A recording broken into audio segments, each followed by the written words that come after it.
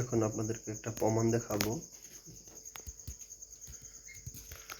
এখন রাত্র ফজরের পর ফজর নামাজের আযান দিয়েছে।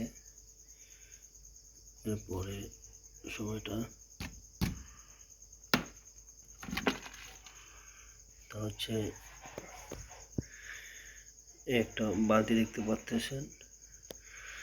এর মধ্যে আমি একটা জিনিস আপনাদেরকে দেখাবো।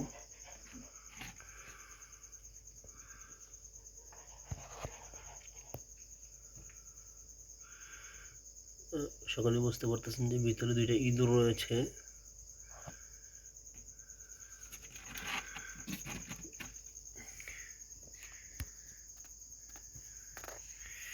মানে একটি ইঁদুর মারার যন্ত্র, ইঁদুর মারার কল বা ইঁদুর মারার ফাঁদ কিভাবে বানাতে হয় সেটা যদি জানতে চান তাহলে অবশ্যই কমেন্টস করবেন। আমি আপনাদেরকে পুরো প্রচেষ্টা দেখিয়ে দেব।